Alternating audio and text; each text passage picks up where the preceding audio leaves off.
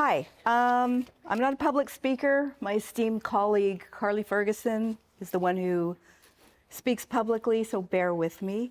I'm going to be presenting on two pieces of legislation in Canada, one provincial and one federal. There were many individuals and organizations, NGOs, and politicians who were very instrumental in getting these two pieces of legislation passed. But I'm going to talk about what my organization did. I'm with an organization called Ontario Captive Animal Watch, and we investigate zoos and aquaria.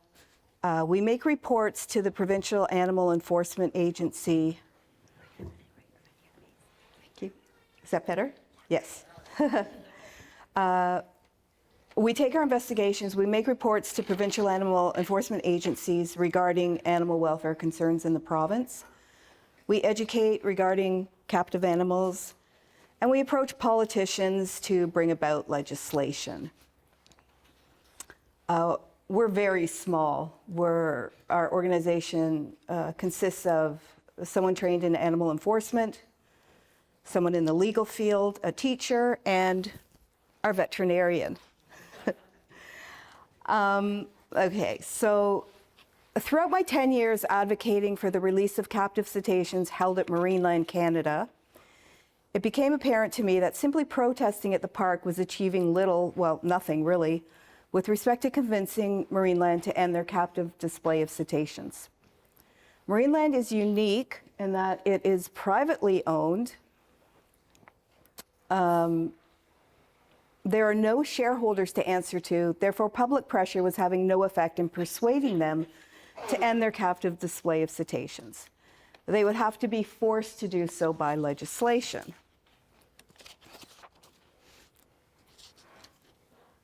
Yeah, you can go ahead with the next two. Yes. So I just want to point out these two photos. So this is our teacher here with the bullhorn. This is a protest at Marineland. Our veterinarian, our veterinarian's on the right, and we all received notices of trespass from Marineland, so we couldn't go into the park. I framed mine, and Gita put hers on a shirt, pretty much. I'm the vet that Marineland wants to keep out.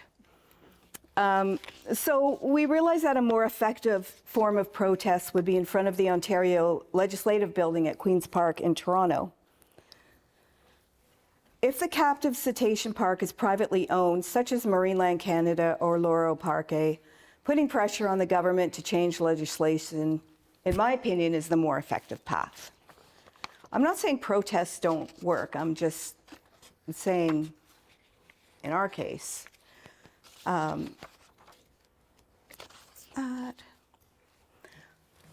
in 2015, my colleague at Ontario Captive Animal Watch, Carly Ferguson, began actively campaigning to end the captive display of cetaceans at Marineland, in particular Kiska, their lone orca, who had the unique situation of being the only captive orca in the world held in complete social isolation from any other marine mammal.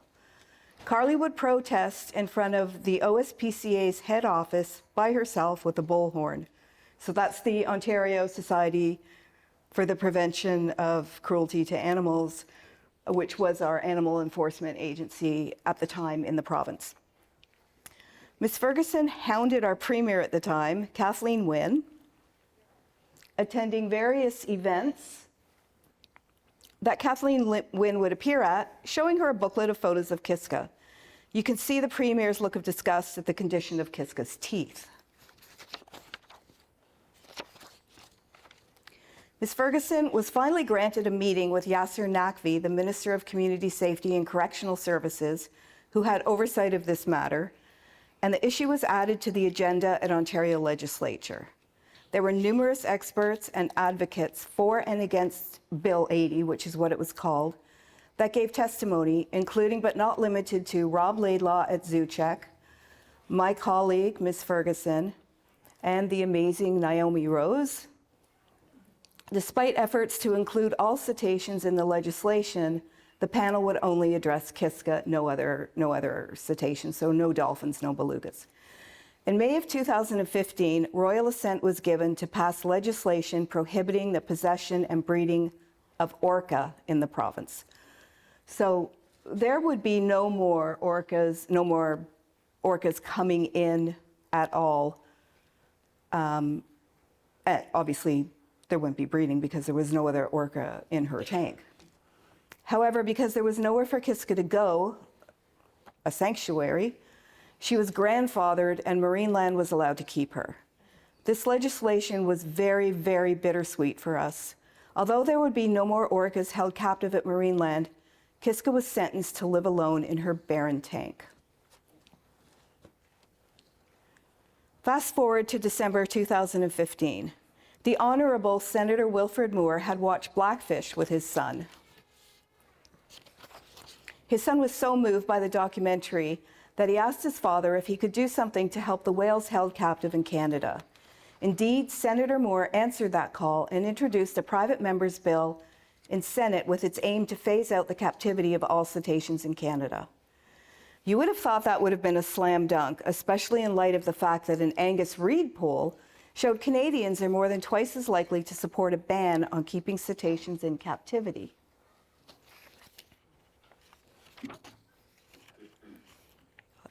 Give him a bit of time to read it. Bill S-203 took almost 3 years to pass through Senate, the longest of any bill to date, largely because of the obstructionist tactics of one man, Senator Don Plett, who Ingrid told off so well. You handled him so well. Who is currently obstructing the Jane Goodall bill, which would seek to end the private ownership of almost 1,000 species of animals and close roadside zoos. That's our friend. He's with John Holer there. Yeah, what a friend. During this time, Senator Moore had reached retirement age and the Honorable Senator Murray Sinclair adopted the bill. Dr. Visser and myself attended a meeting with Senator Sinclair to discuss the language of the bill, and Ingrid actually added a clause to the bill which said that if the bill passed, that animals could be exported if it was in their best interests. We wanted to say that they could be exported out of the country if, to go to sanctuary, but none existed. So the best we could do was to say if it was in their best interests. The bill was opposed, blocked, and obstructed at every turn by Conservative Senator and Party Whip Donald Plett. My organization, Ontario Captive Animal Watch, threw itself behind this bill with a force equal to or greater than Senator Plett's opposition of it. I copied and pasted all the senators' email addresses, and there was about 100, in one document and sent out pleas to all of our supporters on social media, requesting them to send their own personal emails asking the senators to support the bill. And we did this meme, which was attached to our plea. I had discovered that government ignores the computer-generated petition-type emails, and they actually have a method to block them. So that's very important to know that in Canada anyway, federally, they just block those, the ones that you just sign online. Our supporters were so passionate about this piece of legislation that they answered the call, and the amount of emails sent to the senators actually broke the Senate server. And it made the news.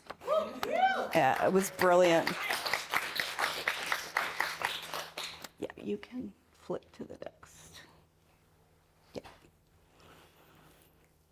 This is another meme that we prepared to, for our supporters to send emails to the senators. It took almost 3 years, 17 hearings, 40 witnesses, including Dr. Visser, who flew all the way from New Zealand twice to testify at Senate, and countless attempts by a handful of Conservative senators to block passage. But finally, in October of 2018, the Canadian Senate passed Bill S-203, the Ending the Captivity of Whales and Dolphins Act, or as I like to call it, the Free Willy Bill, which is a nod to both Kiska and Senator Willie Moore. But our work was far from over. From the Senate, the bill went to the House, where Green Party leader Elizabeth May sponsored the bill. There was further testimony by witnesses who supported the bill and those that did not. Right up until the very last moment, the House was proposing amendments to the bill, which meant the bill would have to go back to the Senate. With Senator Plett's obstructionist tactics, the bill would have stalled in the Senate once again.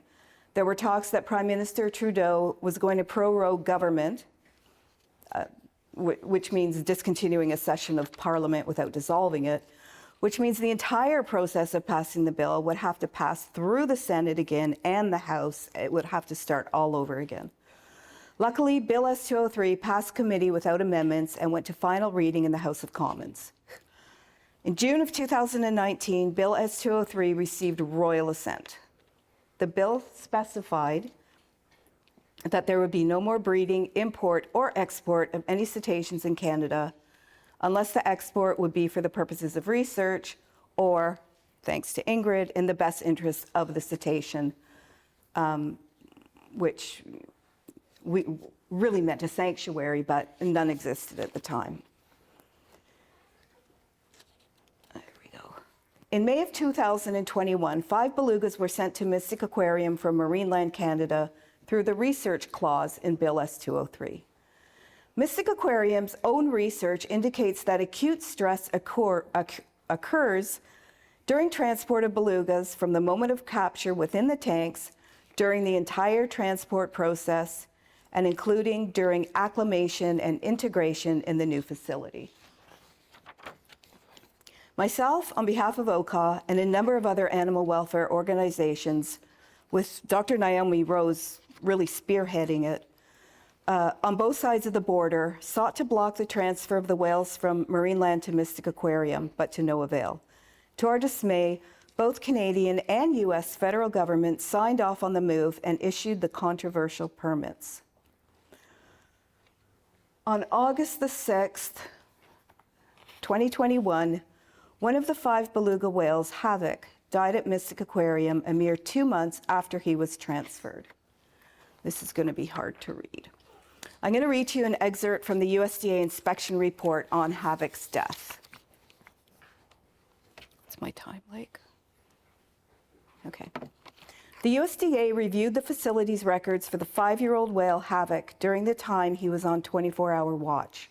During the 8 hours prior to his death, the staff members conducting the overnight watch documented multiple observations of abnormal behavior and did not alert the attending veterinarian.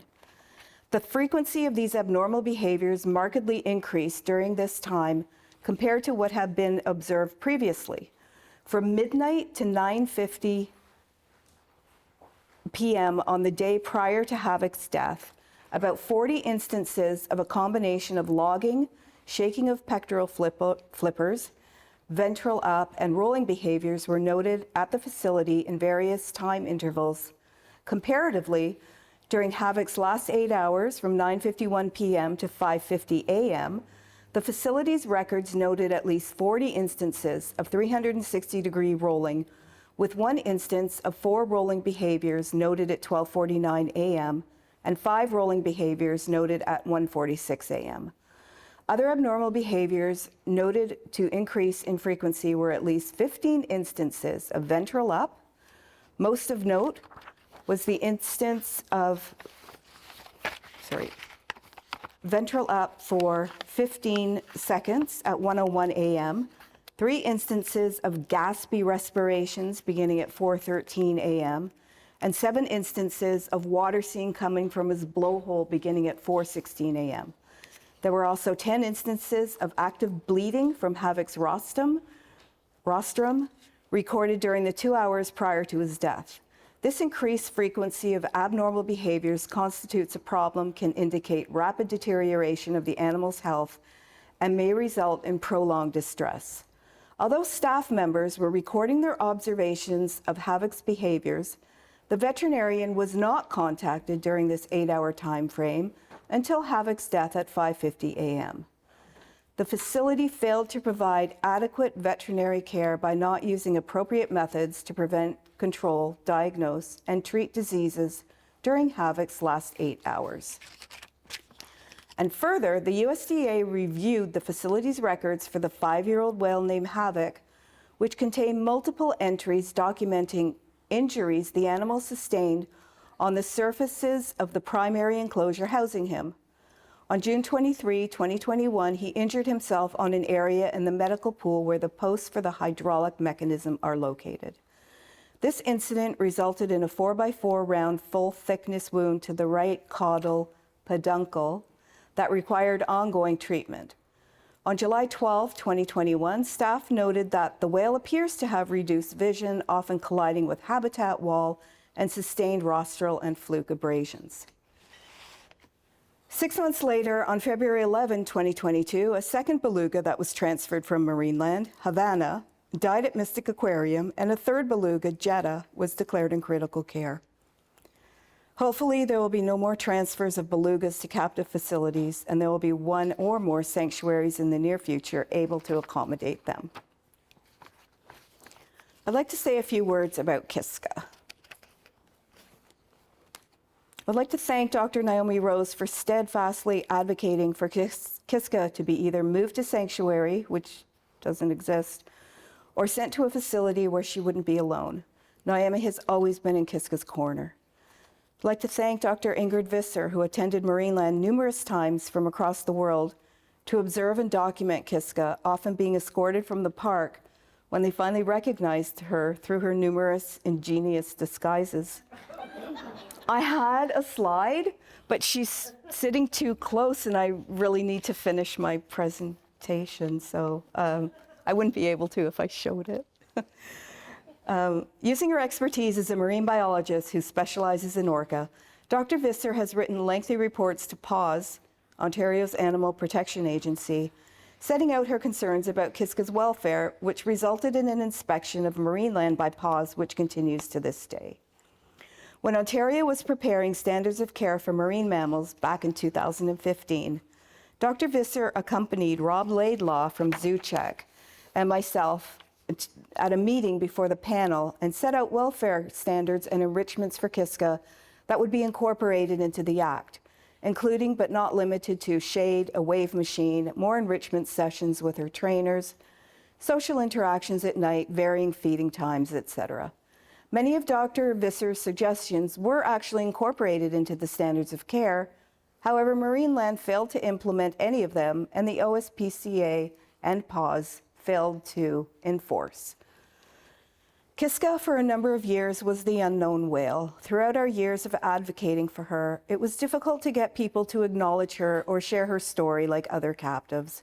She wasn't a popular whale. Kiska was a very magnificent animal. She was a very nurturing mother who suffered immensely at the loss of all 5 of her calves. She loved her belly rubs. She was strong and patient and resilient and had a will to live. Sadly, she was resigned to her situation. She was extremely lonely. How could she not be? In March of this year, Kiska succumbed to an unknown illness. The captive marine park industry failed her. The Ontario government failed her. Those who could have given her an ocean home failed her. I failed her. I ask that you please remember her. For the past year and a half, I've been working with an organization called the Deep Blue Organization. They had approached me, and they were in discussions with Marineland. I didn't make it public for a number of reasons, but they've given me permission to talk, and they'd like me to read out a statement for them. Sorry. They're a nonprofit based in the USA. They're founded by 2 individuals, Aram and Taha Parvez, their brother and sister. They're dedicated to making a positive change for cetaceans, specifically whales and dolphins. Their mission is to bring awareness and educate others on the problems faced by these beautiful species, which is emphasized by their efforts to build a coastal habitat. They wanted me to read this statement out. Today we find ourselves grappling with an indescribable ache in our hearts as we attempt to put into words the profound impact of Kiska's life. We honor her spirit and vow to carry her legacy forward with unwavering determination. She was a symbol of resilience, hope, strength, and innocence. Her presence was a gift, one that they will cherish forever. Her journey touched the hearts of many, igniting a passionate call to protect and preserve. To everyone involved in the mission to help Kiska, both seen and unseen, including the trainers, the vets, their team, the Deep Blue team, and Kiska enthusiasts, your support and commitment were intertwined with Kiska's journey. Thank you. You embodied our core value of minimizing the world's impact on our whales and dolphins, but maximizing their impact on the world. The organization says that they will ensure that Kiska's legacy lives on by helping other whales and dolphins, becoming a beacon of hope for generations to come. In memory of Kiska. That's it.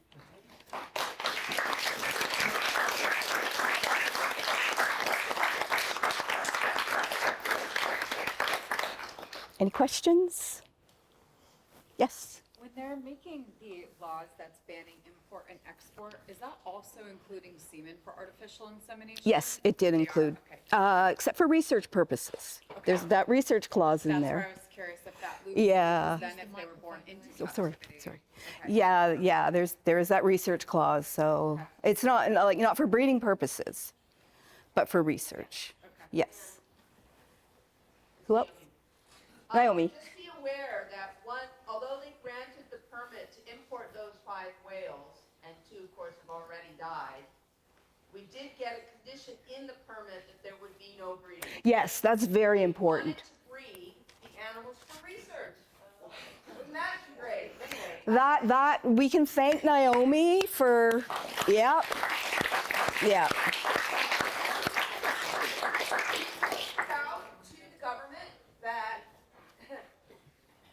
Breeding entails producing living beings, and they'd have to do something with them, and they'd have to go somewhere.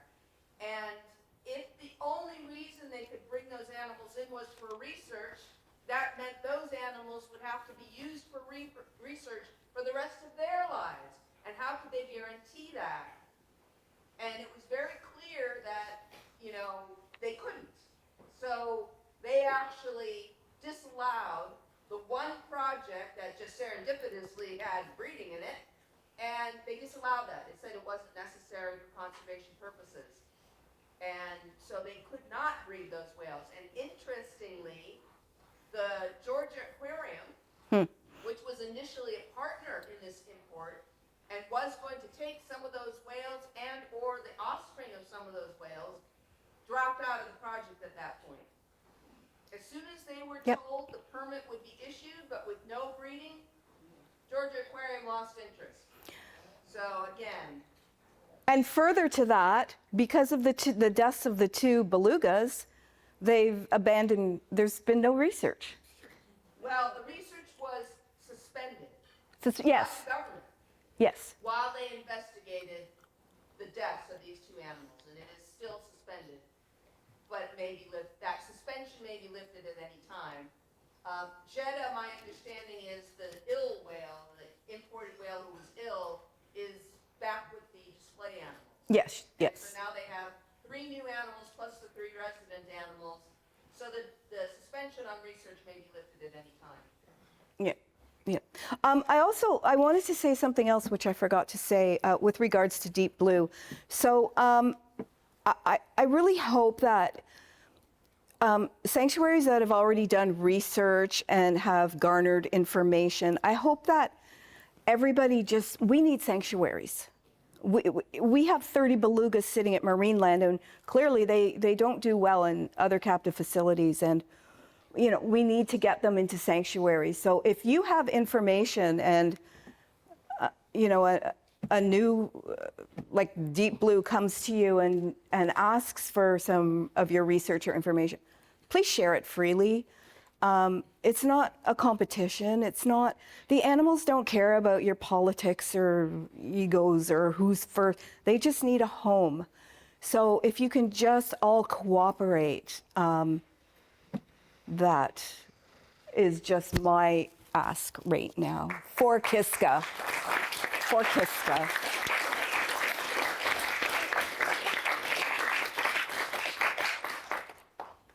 Anybody? No? Yes? Hi. So what happens to these whales when they die?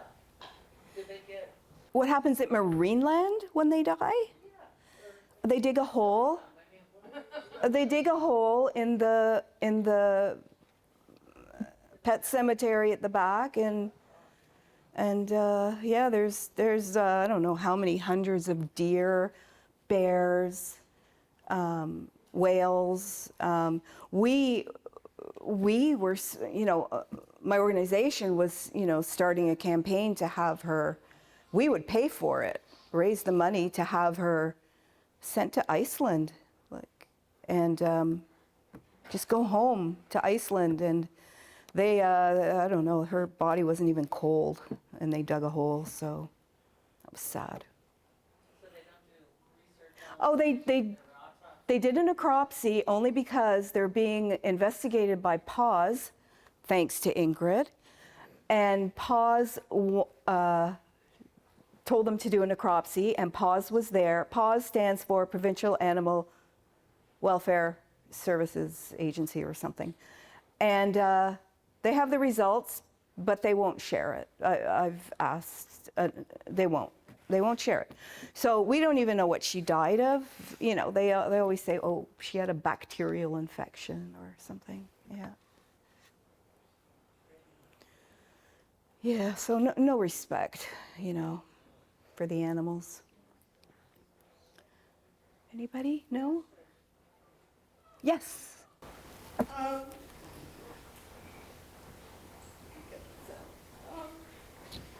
Oh. Since the law had been passed concerning the exportation, I think, or the transfer of whales or dolphins, how is it that belugas were sent?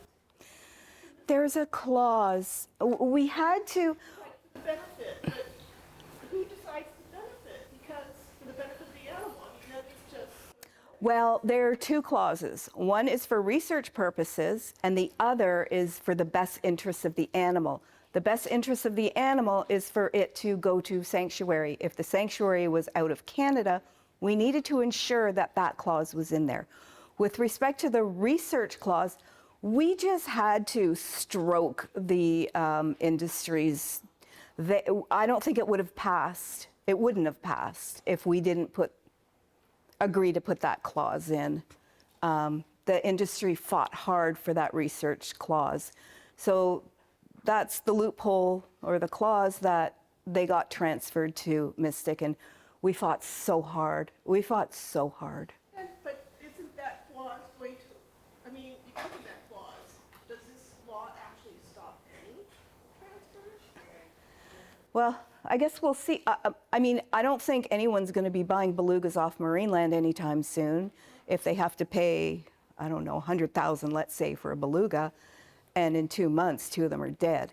So I think that ship has sailed. Maybe China will. I don't know. But we should have, we made a mistake.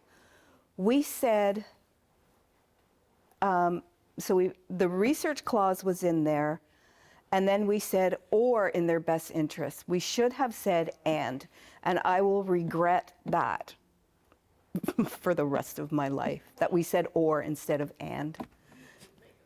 Because, well, Ingrid. Yeah, I think it's also worth keeping in mind that there has been court cases that discuss what exactly is real research. Okay, there was a whole thing that was taken on by the Australian government who went against the Japanese on their whaling because what Japanese have said they're doing the whaling for research. Okay, and they won. They won in the international court. And the international court said that there has to be real values, there has to be all these things. You can go and look it up, it's really impressive. Okay, so, but what's happening is that the aquarium industry is getting really smart on how they pitch their proposals for these research projects.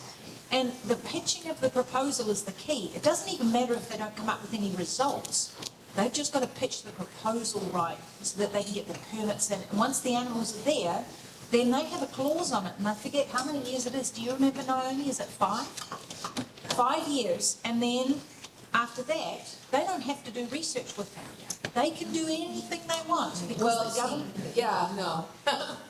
No, they have to reapply for a permit, or it Yeah. has to be resolved there would be another public comment period. Right. To resolve what their future would be, which was another reason we pointed out they shouldn't allow them to breed them, because the in perpetuity of research was highly unlikely, and reapplying for a research permit every 5 years is cumbersome to protect these animals. It's not the best way to protect these animals, and so they do have to, in the end of this 5-year period, we're going to go through this thing all over again. Public comment period and everything. What, are they supposed to go back to Marineland after the 5 years? Oh, okay. If they don't get a permit, then that opens up a can of worms as to what happens to them. But they'll get it. This is Mystic. They do research there, so they'll get the permit. Anybody else have any? Yes. Yeah, I have a question. I'm more of a bystander, and so this is a lot of learning for me. Sure. Are there any, quote, good research facilities that have captive animals? Naomi? I'm not touching that. By your definition. There are facilities like Mystic that do research. I cite Mystic's research all the time because it actually doesn't help them. So that's actually They did great a research. little silver lining to the fact that they are the go-to facility to import for research purposes. They conduct research. A lot of it shows, for example, as Diane pointed out, that it's really stressful to move these animals, but they actually found that and published it in peer-reviewed literature, great for them. So, yes, there are some facilities that do legitimate research. Are they good facilities for the animals? That would be a big no. Yeah. There is no good no. Yeah. Yes. Yes. Next. Last one over here. Hey, Diane. Yes. So, all of these research facilities, Ingrid answered, one of my questions about it, but where is all of their information? Like the Japanese whalers and SeaWorld and Marineland, where is all of this published? Well, If they're doing research, Yeah. do they have papers about it? Yeah, That is part of the definition. yeah. And We so, were just talking about that over here. It is part of the definition of bona fide research that you have to publish in the peer-reviewed literature. How much you have to publish, how often you have to publish is not specified. They do have to submit an annual report, and one of the nice things is they have to submit the necropsy reports. And this is how we know how bad things were. What Diane was reading from was the required report submitted to the government. That's how we have it. It's because it's public information. Mostly when these animals die, we never know what they died from. It's not public information. if that had happened in Canada, there's no way, no data. That's just that example for that aquarium. Other aquariums state that they do research and they might publish a tweet. And that's- Exactly. No, this is in the United States. Please understand, that's not the way it is anywhere else. And so in the case of Morgan in Spain, they're supposed to be doing research with her, and they published 4 papers in the 13 years they had, or the 12 years they had her. So here, Mystic publishes fairly regularly. And again, it's actually often very helpful research. So I feel kind of mixed about it, but there is this, clearly they have not got a good husbandry program there, because they literally ignored havoc while he was dying. And at Loro Parque, for example, they've published a paper about orca personalities. Okay, they say that orca have personalities, right? And so we can use that research and say if they have personalities, then you should be treating them as individuals. Right. This is part of this recognition of self As a person. as an individual, right? And so therefore, sometimes the research that they produce, you can actually use that against them, right? So don't think the research is always bad. It can be bad, and it often is, but sometimes the results can be used against the industry, which is why they don't publish a lot of the research. Remember what Naomi was talking about with the study of Telecom, where he spends 70% of his time floating. They published that and they tweeted about it, how wonderful it was that they'd done this study. And we all read this and went, did you read that? We were on calls to each other going, oh my God, they published that? So, yeah. Which just goes to show you that they have no idea what they're doing. No, they know, but they don't realise how it is within the framework of the real world of real whales. Because they own, their framework is captive animals. Well, and that's what I meant, that they don't know Yeah. what the behavior of real wild animals. Yeah. Why was there criminal charges against the attendants who failed to, under animal cruelty, criminal charges when the dust passed? That was in the method where they're documenting and not doing anything. We're trying to. Yeah, We'll talk about that later, if you could meet up with Diane and she can answer that question. But thank you, Diane, that was. Thank you, everybody. Thank you.